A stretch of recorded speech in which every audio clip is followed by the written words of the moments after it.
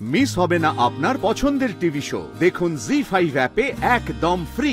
কোথায় যাবেন এখন? বাড়ি যাব। আবার কোথায়? সেখানে আপনাকে ঢুকতে জায়গা দেবে বলে মনে করছেন? হ্যাঁ দেবে।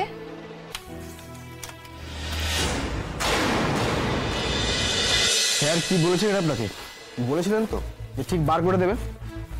দেখলেন তো স্যার হাত যশ, যেমন কথা তেমন কাজ। এই বেশি বড় বড় কথা বলবেন না। আর আপনার স্যার কোথায়? হ্যাঁ, প্রথম হিয়ারিং এর পর তার টিকিটও তো দেখতে পেলাম না। ম্যাডাম স্যার অনেক কাজ থাকে। এই আপনার একটা কেস নিয়ে পড়ে থাকলে চলবে স্যার? আর আপনার তো বেল হওয়া নিয়ে কথা। হ্যাঁ সেই, তার জন্যই তো একটা সামান্য কাজ করতে 1 মাস সময় লেগে গেল, 3টে হিয়ারিং লেগে গেল একটা সামান্য জামিন করাতে। ম্যাডাম কোর্টের অনেক ব্যাপার থাকে।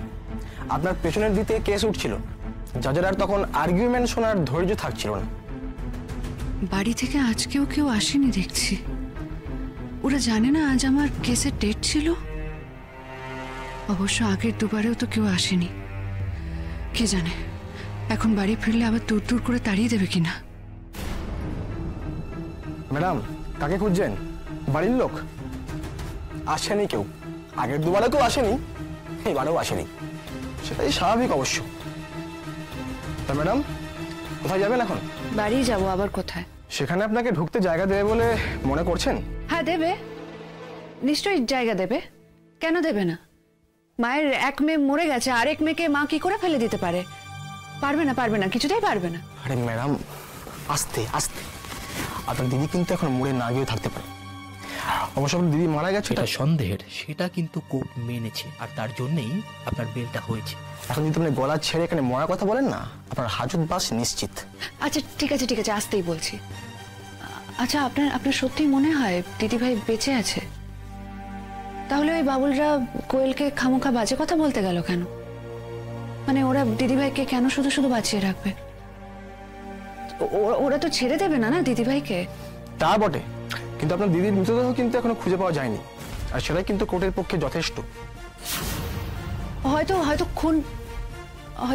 হয়তো খুন করার পর দিদিভাইয়ের লাশ ওরা গায়েব করে দিয়েছে। কি হলো? হাসছেন কেন আপনি? আপনি কিন্তু আমাকে হেভি অবাক করেন। মানে আপনার এই অ্যাটিটিউড, এই ভাবনা চিন্তা, একটা কথাই বলতে পারি আমি আমার লাইফে আর এরকম কাউকে দেখিনি। আপনার এই ভজন গাওয়া হয়ে গিয়ে থাকলে আমি এবার যেতে পারি? হ্যাঁ যাবেন, নিশ্চয়ই যাবেন, কিন্তু স্যার বলেছেন আমাদের ফিসটা কিন্তু ভুলে যাবেন না। আমি ভুললেও কি আপনারা ভুলতে দেবেন? ওই আসাতেই তো কেসটা বিনা পয়সায় সারলাম। আপনারা আপনাদের টাকা ঠিক সময় মতো পেয়ে যাবেন। এখন আমাকে বাড়ি ফেরার মতো কিছু টাকা দিন। আমার কাছে টাকা নেই।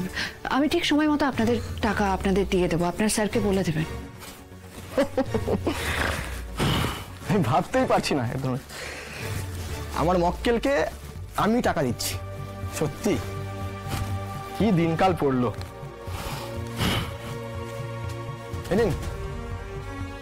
Thank you.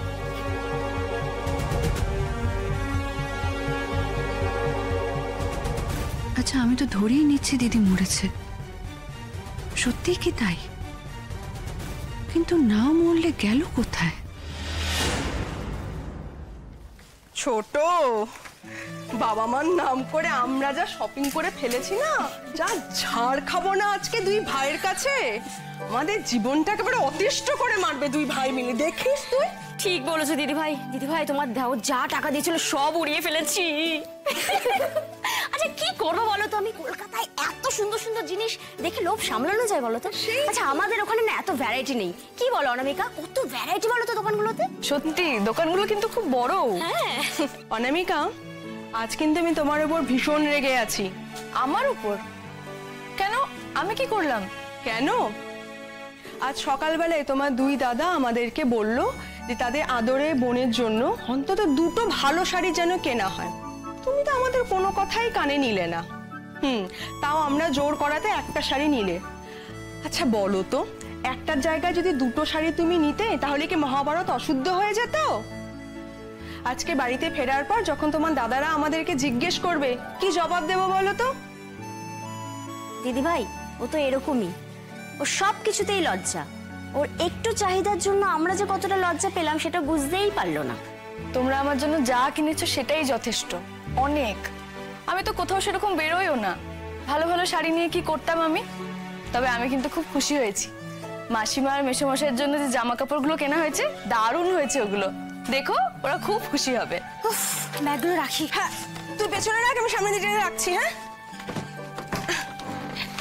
এই ছোট, আমি সামনে রাখলাম। হ্যাঁ নিচে রাখলাম। দিদিভাই সরো তো দেখি।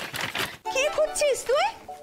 ও দিদিভাই, হ্যাঁ বলছি সব কটা প্যাকেট আছে, কিন্তু তোজু আর তোতার প্যাকেটটা কোথায় গেল? আরে দেখেছিস? দেখ, এই দেখ টোকেনটা আমার ব্যাগের মধ্যে।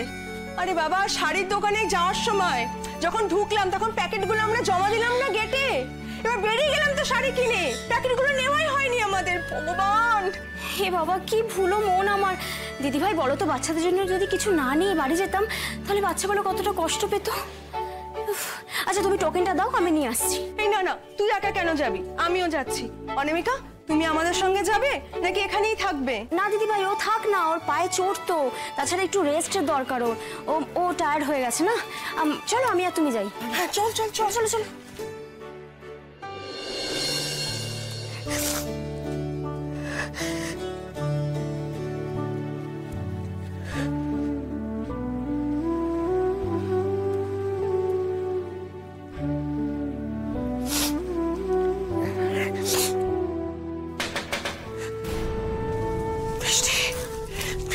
দেখো তো,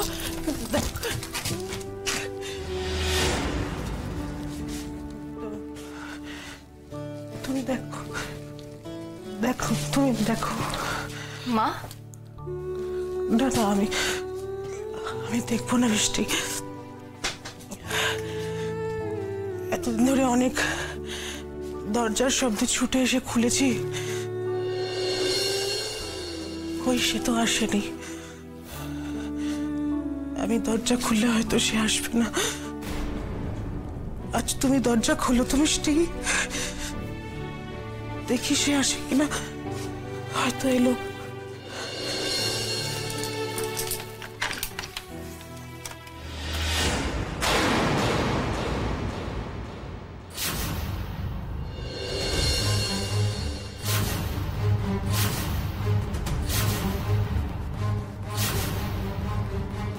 তুমি?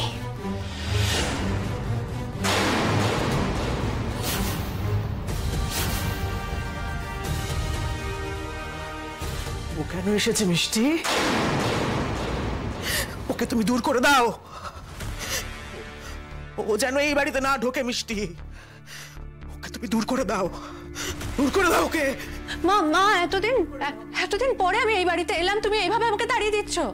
তুমি যতদিন পরেই আসো না কেন, তোমার আসাতে তো কোনো আনন্দ নেই। তুমি কি ভেবে এসেছো এই বাড়িতে? কি ভেবে এই বাড়ির দরজায় তুমি পা রেখেছো? তোমাকে আমরা বরণ করবো? আমাকে ছোবে না, আমাকে ছোবে না নীলু, আমাকে ছোবে না, তুমি চলে যাও। জি5 ডাউনলোড করুন আর সব এপিসোড দেখুন একদম ফ্রি।